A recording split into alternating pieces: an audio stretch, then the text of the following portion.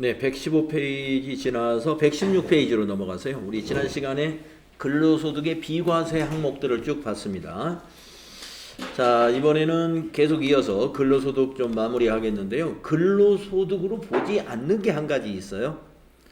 예, 아까 여러 가지 그 근로소득에 열거된 급여 내용들을 쭉 봤습니다만은 거기 종업원들에게 지급하는 경조금은 쏙 빠져 있잖아요.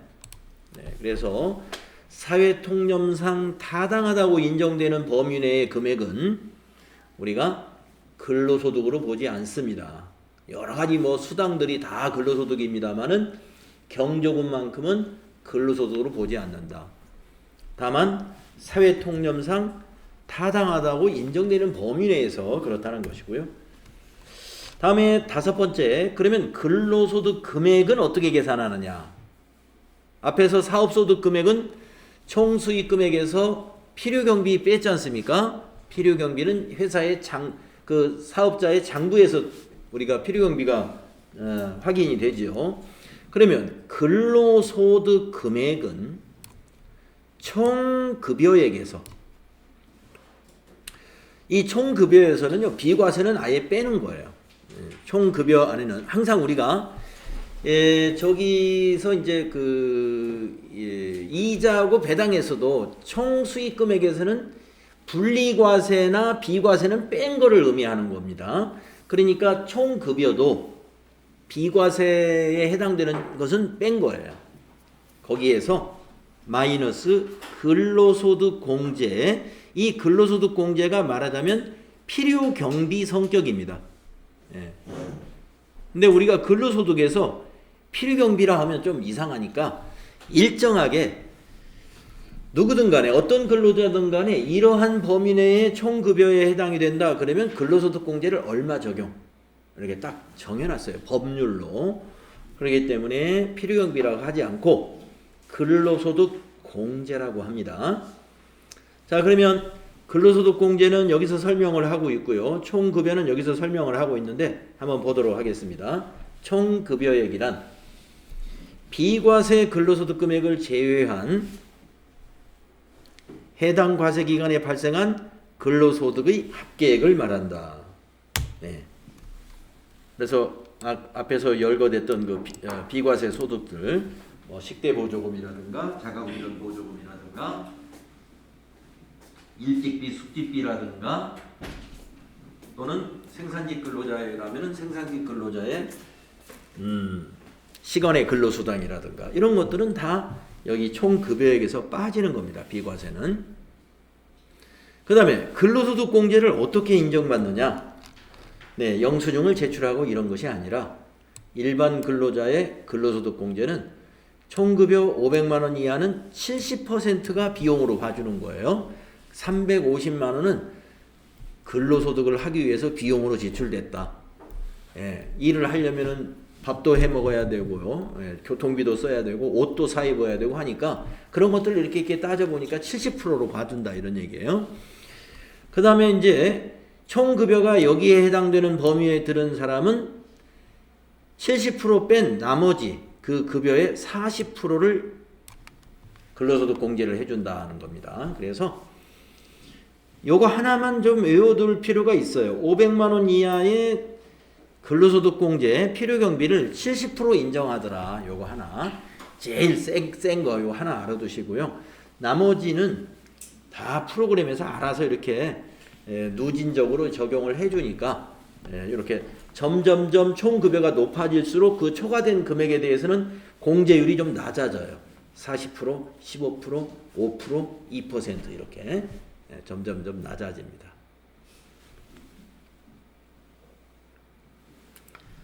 그리고 이제 이렇게 계산을 하니까 예를 들어서 500만 원인 사람이다 그러면은 350만 원을 그 비용으로 인정한다는 거잖아요. 그런데 만약에 공제액이 2천만 원을 초과하는 경우는 한도를 적용해서 2천만 원만 공제한다. 그래서 근로소득 공제는 뭐가 있다? 한도가 있는데 2천만 원이다. 한도 2천만 원. 근로소득 공제 2천만 원 이상은 못 받는다 이러니까 2천만 원 초과는 최대로 2천만 원까지 근로소득공제를 받을 수 있다. 필요경비를 말하는 겁니다. 필요경비 최대 2천만 원까지. 500만 원 이하인 사람은 70%. 요거 정도 요 두 개 숫자는 알아두시고. 자, 그런데 일반 근로자는 그러면 일반 근로자가 아닌 근로자를 뭐라고 그러냐면 일용 근로자라고 구분을 하는데요. 일용 근로자는 하루 필요경비를 15만 원을 인정해 줍니다. 그러니까 이걸 일용직 근로자의 소득공제라고 그래요. 필요경비를 소득공제 하루 15만 원. 일용 근로자가 하루 나와서 일을 하려면은 15만 원은 필요경비로 인정해 준다 이거예요. 그러니까 어떻게 될까요? 만약에 일당을 1급여 15만 원을 지급받는 사람이다 그러면 소득 금액이 하나도 없는 거예요.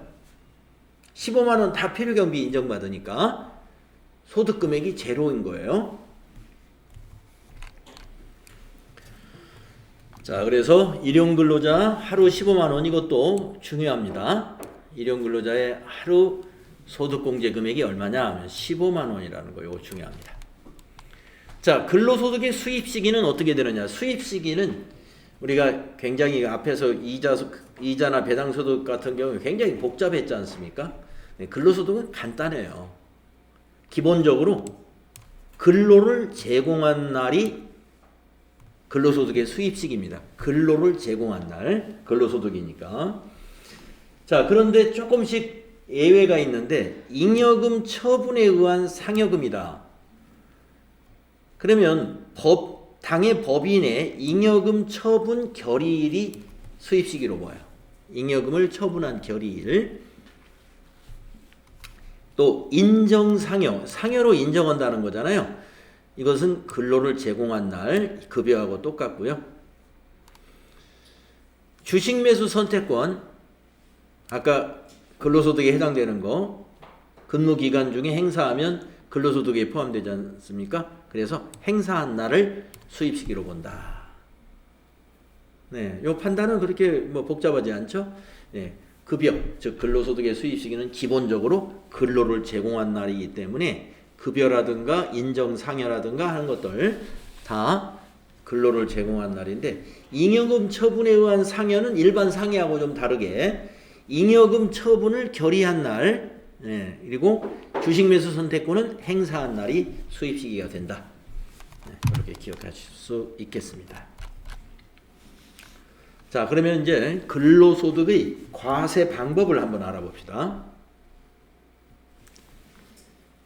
근로소득의 과세 방법은 일반 근로자는 원천 징수를 한 다음에 연말정산을 하게 됩니다. 일반 근로자는 원천 징수를 한 다음에 연말정산을 하게 돼요. 자, 국내에서 거주자나 비거주자에게 근로소득을 지급하는 자는 근로소득세를 원천 징수하여야 한다. 그러니까 지급하는 자가 바로 기업이란 말입니다. 그래서 근로소득을 지급하는 자, 기업이 월급을 주면서 원천 징수를 하게 됩니다. 그리고 근로자는 급여 지급 시 간이 세액표에 따른 소득세를 원천 징수하고 다음 연도 2월분 급여 지급 시에 연말정산을 한다. 그래서 원천 징수와 연말정산. 그래서 급여 지급 시 원천 징수를 하기 때문에 이걸 이제 우리가 시험에서는요, 급여 자료 입력이라는 문제로 이걸 출제를 합니다. 3월분 급여를 입력하세요 하면 거기 원천 징수 문제라고 보시면 돼요. 급여 입력해가지고 아무개씨 직원들의 소득세가 어떻게 나오는지 그걸 계산하는 거예요. 그래서 이 문제 하나 나올 거고요. 그 다음에 아무개씨의 연말정산을 하시오 하고 연말정산 문제 하나 또 나옵니다. 급여자료 입력 문제, 연말정산 문제. 그래서 급여자료를 입력하는 방법하고 이 더존 시스템에다가 그 다음에 연말정산을 더존 프로그램으로 하는 방법을 우리가 공부할 것이다. 나중에 실습해서 실기에서 공부하시고 시험도 매번 나옵니다. 자, 주의해 보시면 연말정산이 무엇인가가 설명이 나와 있는데요. 연말정산이란 매월 급여 지급 시 원천징수한 근로소득세 합계액과 과세기간 1월 1일부터 12월 31일 동안의 근로소득을 종합해서 산출한 근로소득세를 대조하여 과부족을 정산하는 절차입니다. 이런 얘기죠. 그래서 매년 2월에 이걸 하기 때문에 2월에 급여를 지급받을 때 말이죠. 과부족을 정산한다고 그러잖아요. 대개는 원천징수를 했던 세금이 더 많은 경우가 보통입니다. 그래서 2월 달에는 평소의 급여보다 환급을 많이 받아가지고 2월에 또 하나의 보너스 같은 게 생기는 경우가 일반적이거든요. 예. 근데 또 경우에 따라서는 원천징수를 적게 했다라고 하면은 과부족을 정산할 때 2월 달에 세금을 한꺼번에 또 많이 내야 되는 경우도 있을 수 있어요. 거꾸로. 그렇게 되면 2월에는 또 실제 수령하는 급여가 굉장히 작아가지고 고생할 수도 있겠네요. 그렇기 때문에 대개 이 기업의 원천징수 담당자는 이 간이세액표에 의해서 소득세를 원천징수할 때 조금 더 많이, 그러니까 2월 달에 좀 환급을 받을 수 있는 정도로 간이세율표를 정하는 게 좋겠죠. 그래야 2월 달에 갑자기 세금을 많이 더 지급해가지고 2월 생활이 그다리 어려워지면 안 되니까. 자, 우리가 간이세액표에 의해서 소득세를 산출할 때는요. 그 세액공제라든가 이런 것들은 적용을 안 합니다. 간이세액표에서는 총급여, 월급여 얼마, 부양가족 몇 명 이런 정도로 간단하게 계산을 해요. 그런데 여러분이 이제 나중에 연말정산이라는 걸 해보시면 알겠지만 연말정산에서는 아주 더 세세하게 들어갑니다. 세액공제 같은 것도 따지거든요. 보장성 보험료 납입에 대한 세액공제, 교육비 지급에 대한 세액공제, 의료비 지출에 대한 세액공제, 카드 사용금액에 대한 소득공제, 이런 여러가지 소득공제와 세액공제 부분이 많이 반영이 돼요. 그렇기 때문에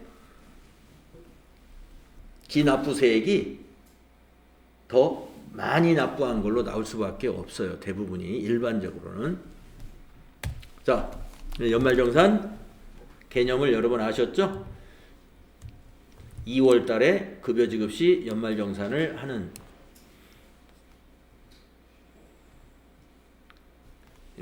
그래서 근로소득의 과세 방법은 원천징수 플러스 연말정산이다.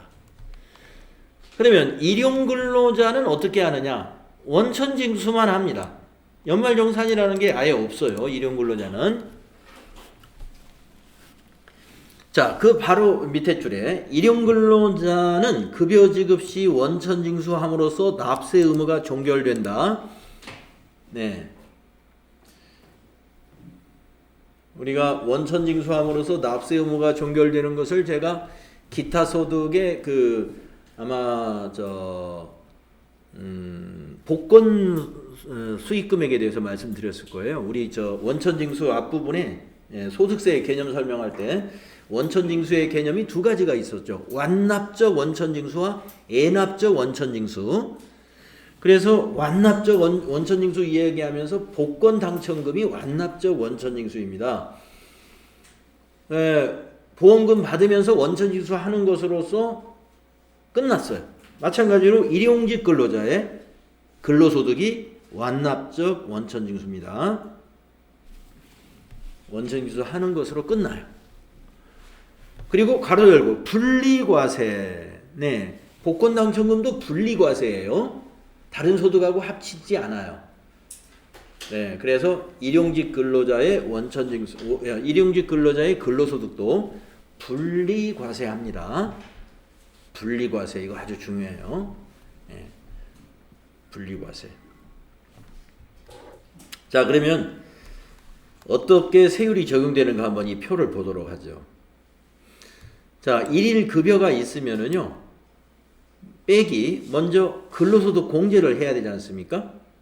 근로소득 공제를 하루 15만 원씩 계산합니다. 그래서 근로소득 공제를 뺀 것을 우리가 과세표준이라고 그래요. 과세표준. 과표죠. 과세표준. 그 과세표준에다가 세율을 적용하는데 일용직 근로자의 세율은 우리 기본 세율표에 가장 낮은 세율이 6%인데요. 6% 요거 하나만 적용합니다. 단일 세율이에요. 우리 일반 근로자의 근로소득은 단일 세율이 아니에요. 기본 세율표를 적용하기 때문에 6%부터 최대 45%까지 8단계 초과 누진 세율을 적용하거든요. 그런데 일용 근로자는 그냥 다 6%. 그래서 과세 표준에다가 6%를 곱하면 산출세액이라는 게 나와요. 산출세액. 그 다음에 이제 거기서 근로소득 세액공제를 해줘요. 이제 산출된 세액에서 아까 여기 소득공제는 소득 금액에서 공제를 해줘가지고 과표를 줄여주는 것이고, 요 밑에 나오는 근로소득 세액공제는 이 근로소득 세액공제 이거 예, 근로소득 세액공제는 산출세액에서 세금에서 직접 빼주는 거예요. 그래서 일반직 근로자도 세액공제가 있어요. 아까 제가 세액공제 몇 가지 얘기했는데 뭐 보험료 세액공제, 의료비 세액공제, 교육비 세액공제, 기부금 세액공제 이런 세액공제가 있습니다. 일반직 근로자도. 그런데 일용직 근로자는 무슨 의료비 세액공제, 보험료 세액공제 이런 걸 따로 적용하지 않아요. 안 하고 그냥 산출세액이 55%. 예, 산출세액이 55% 무조건 똑같이 55%를 공제해버립니다. 그러면 산출세액에 얼마만 납부하면 돼요? 45%만 세금을 납부하게 되는 거죠. 원천징수할 세액은 산출한 세액의 45%를 납부하게 된다. 그래서 여러분 이 원천징수 일용직 근로자의 원천징수 여기 계산 방법은 잘 알아두시고요. 제가 이제 여러분 근로소득에 관한 NCS 평가시험도 보잖아요. 요걸로 한번 이게 중간에 이렇게 네모를 6개인가 해놓고 하나당 1점씩 해가지고 6점짜리 문제 하나 냈습니다. 6점짜리. 네. 소득공제 이게 괄호 해놓고 여기 얼마 해야 되느냐 이런 식으로. 그래서 일용직 근로자의 원천징수 여기 계산 요령 이거 꼭 알아두셔야 되고요. NCS 평가 시험에서 제가 출제를 한다는 그것만이 아니고 우리가 소득세법을 공부했고 특히 이제 근로소득에 대해서 더 자세히 알아야 되는데 근로소득에서 우리가 일반 근로자의 근로소득 과세하는 방법 잘 알아야 되듯이 일용직 근로자의 과세 방법 이거 정확히 알아야 됩니다. 이 표를 꼭 외워두셔야 돼요.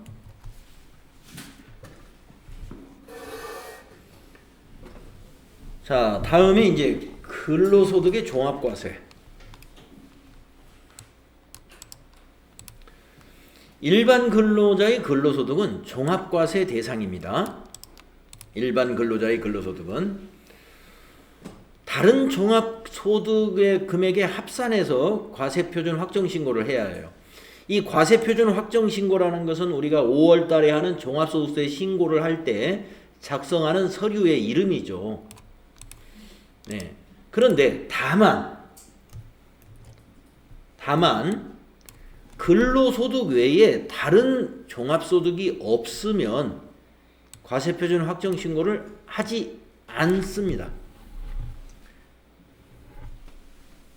근로소득 외에 다른 종합소득이 없을 때, 근로소득 외에 이자 배당소득도 없고 사업소득도 없고 연금소득도 없고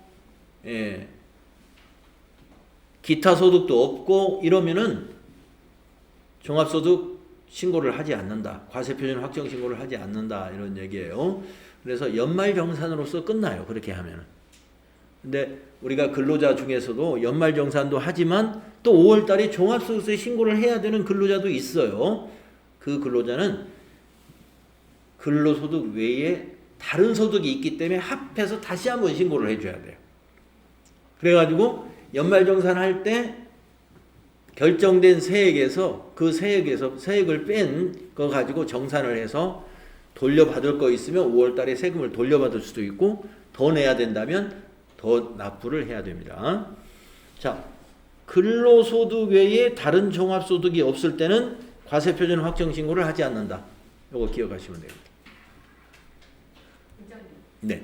근로소득이 있는데 꼭 12월 달에 2월 달에 연말정산은 꼭 할 필요는 없는 거죠. 기타 소득도 있다라고 하면 근로소득도 있고 기타 소득도 있는데 네. 원래 기타 소득이 있으면 종소세 신고 5월에 종소세 신고를 해야 되잖아요. 네네.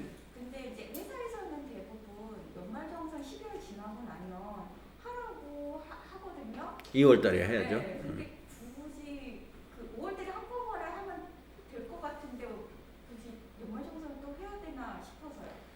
근로소득이 있는 자는 연말정산 하는 게 또 원칙이기 때문에 예, 해야 됩니다만은 안 해도 5월 달에 하게 되는 거예요. 만약에 연말정산을 2월 달에 했다면 아까 말씀드린 대로 기납부세액으로 5월 달에 빼고 나중에 더 납부해야 될지 환급받아야 될지를 판단받으면 되는 거고요.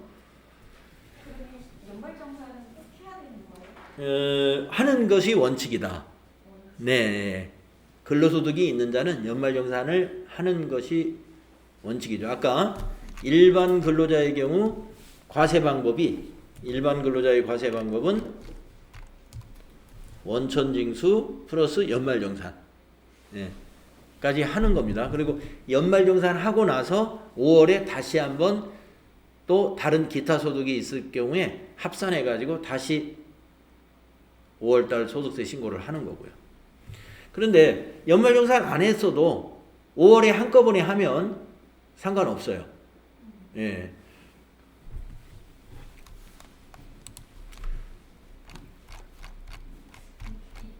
연말정산 때 보면은 기타 일반 카드 쓴 거라든지 이런 게 필요 공부가 다 들어가잖아요. 네. 그렇게 해서 이제 연말정산 이렇게 세액이 나오게 되잖아요.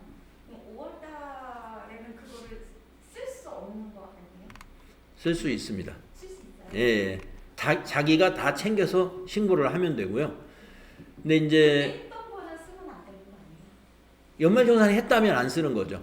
왜냐하면 연말정산에서 이미 결정세액이 나왔기 때문에 그것으로 판단을 하는 거고요. 5월달에 종합소득세 신고 다른 소득하고 합쳐서 할 때는. 그런데 5월달에 연말정산할 때 아무것도 서류를 내지 않았다라고 하면은 아니죠. 2월달 연말정산할 때 다른 세액공제에 대해서 전혀 기본적인 문제만 받고 나머지는 안 했다. 예, 안 했다 하면은 예, 나중에 5월달 종합소득세 신고할 때 그 서류를 다 내서 예, 감면 혜택을 받으면 되죠. 네, 이렇게 해서 우리 근로소득에 관한 이론 정리가 끝났어요. 예. 자, 다음은 연금소득 알아보겠습니다. 그래서 우리가 지금까지 종합소득 세목 중에서 4가지를 정리했네요. 지금까지 보니까 여러분 우리가 글씨가 이렇게 작죠? 좀 키워서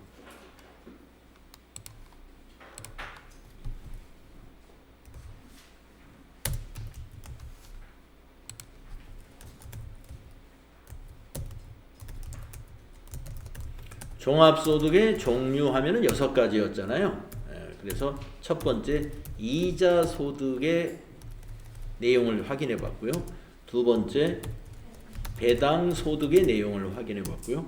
그 다음에 세 번째 사업소득에 대해서 내용을 확인해 봤고요. 그 다음에 방금 우리가 근로소득에 대한 내용을 확인했어요. 그 이제 2가지가 뭐냐면은 이제 남은 게 연금소득하고 기타소득. 이게 두 개를 남겨놓고 있습니다. 자, 그러면 연금소득은 어떤 것인가? 연금소득을 범위를 보겠습니다. 연금소득의 범위, 첫째, 공적연금소득이 있고요. 두 번째, 사적연금소득이라는 게 있습니다. 공적연금소득 하면은 국민연금, 우리가 공적연금관련법에 따라 받는 각종 연금이다라고 하는데 모든 국민이 지금 다 가입되어 있는 국민연금, 노령연금, 그 다음에 공무원들이 가입되어 있는 공무원연금, 그리고 사립학교 선생님들의 사학연금. 그래서 가끔 이제 연금 개혁을 해야 된다, 연금을 통합해야 된다, 이런 것들이 이제 정치권에서 논의가 됐다가 또 중단했다가 뭐 이러고 있죠. 네, 지금 이제 똑같은 국민인데 공무원연금이나 사학연금에 비해서 국민연금이 굉장히 좀 낮은 편이란 말이에요.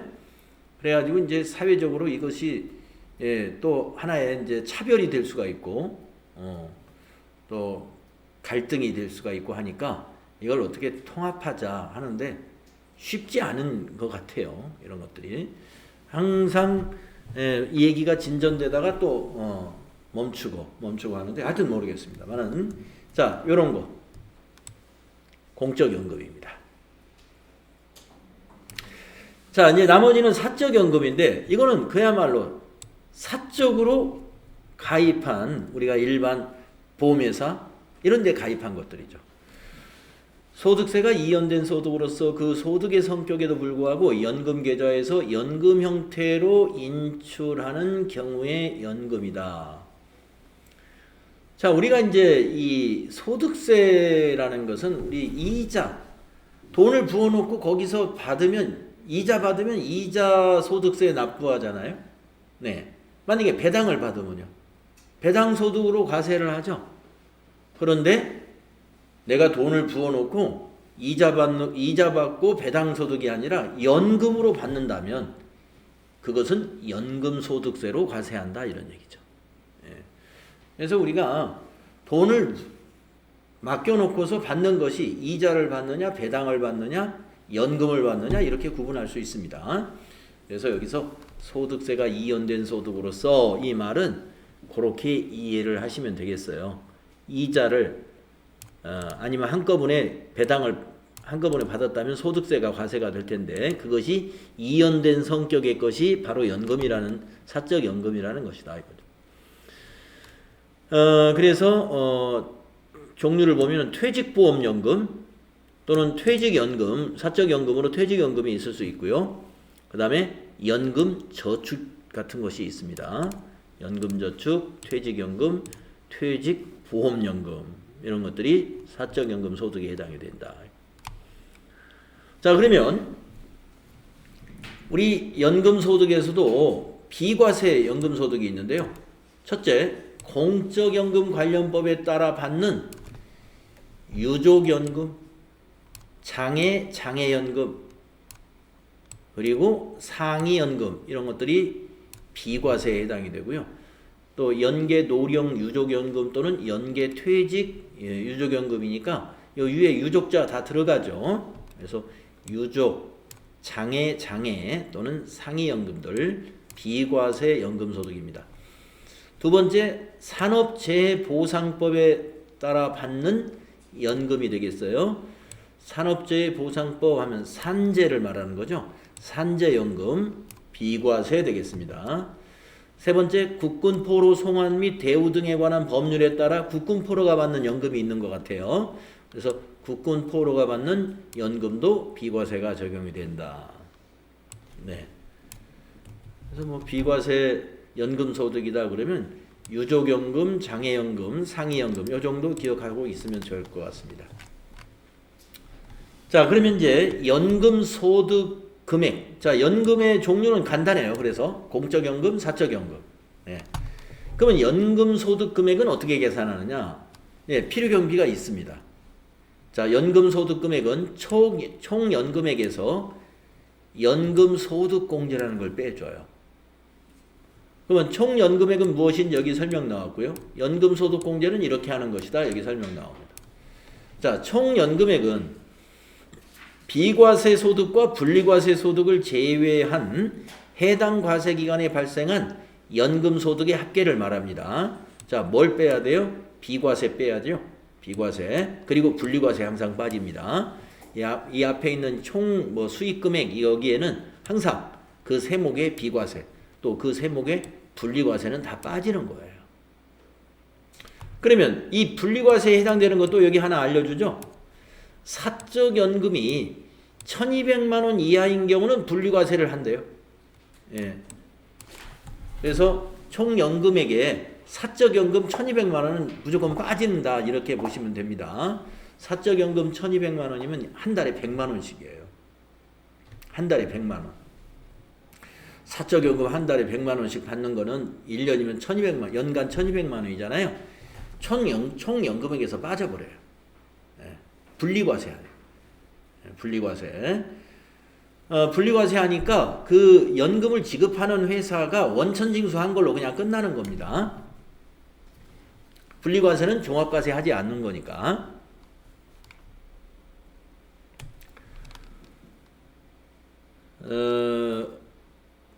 자, 그 다음에 연금소득공제가 있다고 그랬잖아요. 예, 연금을 타는데 총 연금액에서 필요경비를 인정을 해줍니다. 자, 연금소득은 실제로 지출된 필요경비를 확인하기 어렵기 때문에 실제 필요경비를 공제하지 아니하고 연금소득공제를 통해서 획일적으로 일정한 금액을 공제하는데 연간 900만 원 한도로 하고 있어요. 아까 여러분들 근로소득은 연간 얼마까지를 소득공제로 한다고 그랬죠? 최대 2천만 원. 그렇죠? 조금 전에 근로소득공제에서 연간 2천만 원 한도 요거 하나 숫자를 기억할 필요가 있고 그 다음에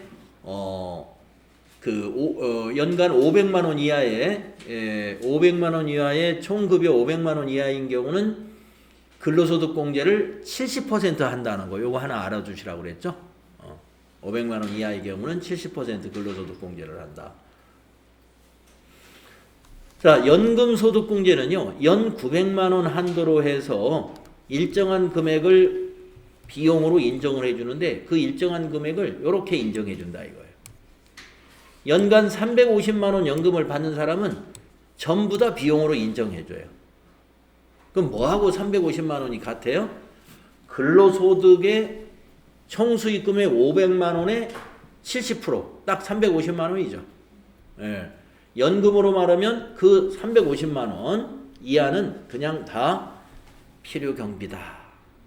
예. 그러니까 500만 원 이하의 급여를 받는 사람하고 똑같네요. 500만 원 이하의 급여를 받는 사람도 70%, 즉 500만 원 받으면 350만 원이란 말이에요. 그거를 필요경비로 인정받으니까 연금소득도 350만 원 이하는 전부 다 비용이다. 과세표준이 없다는 얘기죠. 자, 350만 원을 초과해서 700만 원 이하로 받는 사람은 그 초과된 금액에 대해서는 40%. 그러니까 350만 원 플러스 그거의 40%를 공제해 줍니다 하는 얘기예요. 방법은 이렇게 연금액이 높아질수록 공제율은 조금씩 낮아집니다. 그래서 1,400만 원을 초과한 금액에 대해서는 이제 10%만 연금소득공제가 적용이 되는데 최대 900만 원까지 한도로 연금소득공제가 된다. 네, 알아두시면 되겠습니다. 그리고 이제 여기서 아까 요거 중요한 사항이에요. 사적 연금소득이 연간 1,200만 원 이하의 경우 분리과세라는 거. 요것도 꼭 기억을 해주세요. 사적연금 연간 1,200만 원 이하는 분리과세라는 거. 이것도 꼭 좀 기억해 두세요.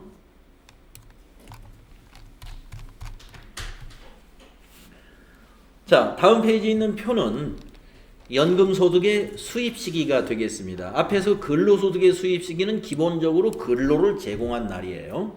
네. 연금소득의 수입시기는 공적연금, 사적연금으로 두 가지 경우밖에 없어요. 공적연금은 받기로 한 날, 사적연금은 수령한 날. 네. 그래서 사적연금은 현금주의가 적용됐고 공적연금은 약정주의가 적용됐네요. 그래서 약정된 날 무조건 받는 걸로 보는 거예요. 공적연금은. 예, 그래서 약정된 날을 수입시기로 봐야 되고 지급받기로 한 날, 사적연금은 수령한 날이 되겠습니다. 자, 이렇게 해서 연금소득 간단합니다. 네, 내용이 별로 없어요. 여기서 내용은 공적연금, 사적연금이 있다는 거하고 사적연금은 1200만 원까지는 분리과세가 된다. 분리과세는 연금 수익금액으로 보지 않는다는 거. 그래서 그 연금 수익금액별로 여기 총 급여액이 연금 수입액인데 여기에 들어갈 때 분리과세는 들어가지 않는 거예요. 그렇게 해서 분리과세 뺀 나머지가 350만 원 이하이면 총 연금액 공제 적용되고 이렇게 계산하시면 됩니다. 뭐 계산하는 문제가 나오진 않아요. 이론에서. 계산은 다 프로그램에 입력해서 다 계산을 하기 때문에 계산하는 문제가 나오진 않는데 이론 문제에서 이 연금소득에서는 이런 것들이 나올 수 있습니다. 사적연금의 분리과세 선택 기준 연간 1200만 원 이런 정도 알아두시면 돼요. 그 다음에 연금소득 공제의 최대 한도는 900만 원, 연간 900만 원. 근로소득 금액의 최대 소득공제 한도는 2천만 원. 이런 거 기억하시면 됩니다. 자, 이제 마지막 가장 복잡한 기타 소득을 보겠습니다. 기타 소득. 자, 복잡하다는 것은 뭐냐면 열거된 게 너무 많은 거죠. 열거된 게 굉장히 많고 이 기타 소득은 특별히 범위, 열거된 그 범위도 우리가 좀 이게 잘 챙겨서 이런 것이 어느 것이 기타 소득으로 열거되어 있는가를 알고 있어야 되지만 그거보다도 또 이 필요경비가 이 기타 소득의 내용별로 다 달라요. 이 필요경비가. 그래서 필요경비별로 기억을 해야 될 것들이 있습니다. 기타 소득은 그 소득 항목의 필요경비가 중요해요. 자, 그러면은 우선 요 두 가지는 공통점이 뭐냐면은 필요경비가 똑같아요. 투표권의 투표금액, 슬롯머신에 투입된 금액이니까 이런 것을 우리가 실제 필요경비라고 그래요. 실제 필요경비. 투표권에 투표한 금액, 슬롯머신에 투입한 금액, 이거는 실제 필요경비만 인정한다는 뜻이에요. 자, 우리가 이제 경마장에 가가지고 경마를 하려면은요, 그 마권이라고 하는 것이 이제 투표권이죠. 그 투표권에 돈을 가지고 사는 거예요. 그래서 우리가 단위 투표 금액. 그래서 승마 투표권을 사가지고 환급금이 이제 돈을 받는 겁니다. 그 받는 것은 기타 소득에 해당이 돼요. 그리고 필요경비는 투입한 투표 금액을 필요경비로 빼고 신고하면 됩니다. 그리고 경마장에서 이 환급금을 돌려줄 때 기타 소득 소득공제를 그 원천징수를 하고 지급을 하죠. 자, 슬롯머신도 마찬가지예요. 당첨이 되면 당첨금을 줄 때 원천징수를 하고 돈을 주는데 원천징수할 때 필요경비는 투입된 금액만 필요경비로 인정한다. 자, 그 다음에 이 두 가지가 뭐냐면은 상금 및 부상, 그 다음에 주택입주 지체 상금입니다. 근데 이 상금 및 부상을 말씀드리자면은 이 일반 상금과 부상이 아니라 공익법인이 주무관청의 승인을 받아서 시상하는 상금과 부상을 말하는 거예요. 공익법인이 주무관체의 승인을 받아서 시상하는 상금. 자, 공익법인이다 그러면 여러분들 사단법인, 재단법인 해가지고 주무관청에서 이렇게 승인해주는 공익법인이 있어요. 그 다음에 주무관청이라는 것은 이제 말 그대로 뭐 교육부라든가 무슨 기술 뭐 각 부처가 있죠. 예. 그래서 만약에 학교법인 양정학원법인이 있다. 그러면 양정학교에서 주무관청, 경기도 교육청 아니면 이천 교육지원청 이런 데가 이제 주무관청이죠. 거기 승인을 받아서 학교법인에서 학교 내에 글짓기 대회 같은 걸 했다 이거예요. 아니면 그림 그리기 대회 뭐 여러 가지 대회를 할 수가 있죠. 거기에서 상금 또는 부상 이런 걸 지급받는 거. 여기가 지금 여기서 말하는 공익법인이 주무관청의 승인을 받아 시상하는 상금과 부상입니다. 이거 기타 소득입니다. 학생이 지급받아도 기타 소득. 네. 또 성인이 지급받아서 기타 소득. 자, 그 다음에 주택 입주 지체 상금. 자, 주택이 입주를 해야 되는데 사고로 인해서 주택 입주가 늦어졌어요. 그러면은 어떻게 해야 됩니까? 내가 살던 집은 지금 벌써 새 집주인이 와서 비우라고 그러니까 나는 비워줬는데 내가 갈 데가 없으면 호텔에 가서 잠을 자든지 어디 숙식을 하든지 어떻게 해야죠. 그러려면 비용을 보상받아야 되죠. 주택 입주 지체 상금. 이것도 기타 소득이에요. 이 두 가지는요. 필요 경비를 아주 많이 인정해 줘요. 수익금액의 80%. 예, 수익금액의 80%가 필요 경비입니다. 우리가 아까 근로소득에서는요. 월급이 500만 원일 때 필요 경비 70%밖에 인정 안 해 주잖아요. 근로소득 공제가 제일 높은 게 70%죠. 그런데 기타 소득에서 이 80% 필요 경비 인정해 주는 건 아주 센 거에 해당이 돼요. 물론 이거보다 더 높은 것도 있어요. 저 밑에 가면. 네, 그래서 80%짜리 이거 알아두세요. 주무관청의 승인을 받아 대회 어떤 경시대회 같은 거, 경진대회 같은 거를 열어가지고 받는 상금과 부상, 그 다음에 주택입주 지체 상금은 총 수익금액의 80%를 필요경비로 인정한다. 요거 꼭 기억하시고 그 뒤에 있는 실제 필요경비는요. 실제 필요경비하고 요 앞에 80%하고 비교해가지고 맥스 큰 것을 적용받을 수 있다 이런 뜻이거든요. 그런데 뭐 실제 시험에서는 실제 필요경비가 얼마입니다 이렇게 제시는 거의 안 해요. 실제 필요경비는 확인되지 않는다 이렇게 보통 그렇게 제시를 합니다. 실제 필요경비가 확인되지 않으면 그냥 요거 적용하면 돼요. 공제율 아시겠죠? 그래서 공제율 알아두는 게 중요해요. 그런데 아까 슬롯머신이라든가 승마 투표권은 어떻게 해요? 필요경비. 예.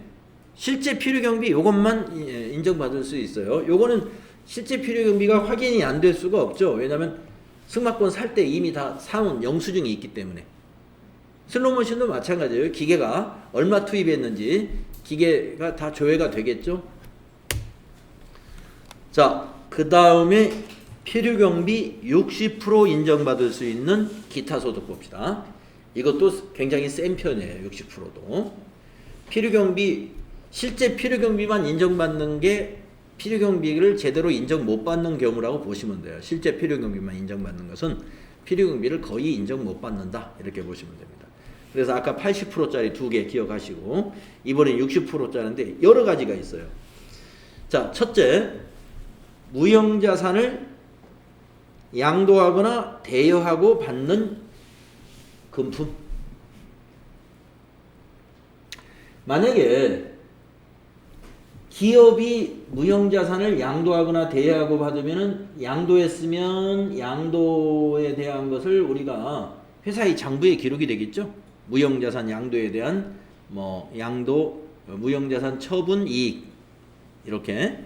그다음에 대여했으면 임차료를 받겠죠. 임대료를. 그래서 그건 다 사업소득으로 들어가는 거고요. 여기서 말하는 무형자산 양도나 대여는 사업자가 아닌 기업이 아닌 개인이 했을 때를 얘기하는 거예요. 그래서 무형자산 양도 대여는 개인이 했을 때 기타 소득에 해당이 되고요. 그리고 여기 필요경비 60%라는 걸 기억하시고, 그 다음에 공익사업과 관련하여 지역권, 지상권을 설정하여 대여함으로써 받는 발생하는 소득이 있잖아요. 지역권, 지상권. 이것이 우리 사업소득에 한번 나왔었죠. 이건 부동산 사업소득으로 보지 않는다 하면서 제가 이게 기타 소득에 나올 겁니다 라고 말씀드렸어요. 우리가 지역권이나 지상권이라는 건 이 부동산에서 발생하는 거거든요. 토지 같은 거에서. 예. 토지의 지역권이나 지상권, 지하나 공중의 어떤 권리를 말하는 건데요. 우리가 그 송전탑 같은 거 설치할 때 거기에 대한 우리 토지를 만약에 사용하게 된다 그러면 거기에 대해서 그 토지를 대여함으로써 발생하는 소득이 있어요. 한전으로부터 받는 소득. 그것을 우리가 기타 소득으로 신고한다 이겁니다. 필요경비 60%. 그 다음에 세 번째, 원고료. 자, 원작자. 그러니까 원작자라는 건 뭐예요? 내가 직접 썼어요. 원고. 그 다음에 인쇄, 미술, 음악 또는 사진에 속하는 창작에 대하여 받는 대가. 그래서 우리가 어디에다가 글을 쓰고서 그 원고료를 받았다. 그게 기타 소득이다 이겁니다. 원고료 받는 거 있을 수 있죠. 잡지사 아니면 신문사에 원고를 기사를 어떤 제보하고 받았다든가, 이게 원고료, 인쇄 또는 미술, 음악에 대한 창작품이라고 보시면 됩니다. 사진 같은 것도 마찬가지고. 그 다음에 통신 판매 중개를 하는 자를 통하여 물품 또는 장소를 대여하고 500만 원 이하의 사용료로서 받는 금품. 통신 판매 중개를 하는 자를 통해서 물품 또는 장소를 대여 빌려주고 500만 원 이하의 사용료 받는 거. 어떤 게 있을까요? 통신 판매 중개를 하는 자. 네, 하여튼 이것도 뭐 이건 시험에서 별로 나왔던 것 같지는 않아요. 근데 여기까지는 많이 나옵니다. 이게 무형자산의 양도 대여, 지금 나왔던 이 공익사업과 관련한 지역권, 지상권, 그리고 여기 원고료, 이런 창작품. 이것은 그동안 시험에서 많이 나온 기타 소득에 해당되는 내용들이에요. 그 다음에 이제 인적 용역을 일시적으로 제공하고 받는 대가라고 하는 게 있습니다. 네. 자, 우리가 인적 용역을 말이죠. 계속적으로 제공하면은 그거는 용역이라는 사업을 하는 거잖아요. 그런데 이건 사업은 아니에요. 일시적이에요, 일시적. 예. 그래서 영어로 고용관계 없이 다수인에게 강연을 했다. 그리고 강연료를 받았다는 겁니다. 내가 만약에 직업적인 강사라면은 그건 사업소득이죠, 사업소득. 그런데 어쩌다 한 번씩 하는 강연이에요, 이거는. 그래서 기타 소득인 거예요. 강의나 마찬가지입니다. 강연료는 강의료나 어쩌다 한 번 하는 강연료. 그래서 인적 용역을 일시적으로 제공한다 이렇게 표현했잖아요. 계속 반복적으로 제공하는 건 그건 사업으로 봐야 돼요. 그건 사업소득으로 보는 거고, 이거는 기타 소득입니다. 또 라디오, 텔레비전 등을 통해서 해설, 개몽 또는 연기의 심사 등을 하고 보수나 이와 유사한 성질의 대가를 받는 것도 이것도 강연료하고 똑같은 일시적으로 용역을 제공하는 기타 소득입니다. 그 다음에 변호사 등이 그 지식이나 기능을 활용하여 보수 또는 그 밖의 대가를 받고 제공하는 용역도 인적 용역을 일시적으로 제공하는 대가인데, 여러분도 이것도 이제 뭐 어떻게 보냐면 변호사가 사업을 하는 사람이다. 변호사를 사업으로 하는 사람은 일시적이 아니라 계속 반복적으로 하는 거죠. 그건 사업소득이고, 이 사람이 변호사 자격은 있는데 변호사를 개업한 사람이 아니고 다른 직업을 갖고 있거나 아니면 무직 그걸 직업으로 하지 않는 사람이에요. 그런데 내가 변호사 자격이 있기 때문에 변호를 해줬다. 그리고 일시적으로 변호비를 받았다. 이런 얘기입니다. 그러면 그건 사업소득은 아니고 일시적으로 제공한 거니까 기타 소득으로 과세를 한다. 그 다음에 고용관계 없이 수당 또는 이와 유사한 성질의 대가를 받고 제공한 용역이라 그랬습니다. 그래서 뭐 강연 또 텔레비전이나 라디오의 그 심사위원으로 나가는 거 아니면 변론을 제공하는 거 이런 것이 꼭 아니더라도 고용관계 없이 이와 유사한 어떤 서비스를 제공하고 받은 용역은 여기에 인적 용역을 일시적으로 제공하는 거에 해당이 돼가지고 필요경비 60% 인정이 되는 기타 소득에 해당이 된다. 60%짜리에서요. 예, 강연료, 원고료, 지역권, 지상권, 무형자산 이런 키워드를 좀 기억하시면 좋겠습니다. 무형자산, 지역지상권, 원고료, 강연료, 예, 필요경비 60%짜리다. 자, 그 외에 이제 서화 골동품과 나머지가 좀 있는데요. 좀 쉬었다가 기타 소득이 열거된 게 굉장히 많으니까 다음 시간에 한번 살펴보도록 하겠습니다.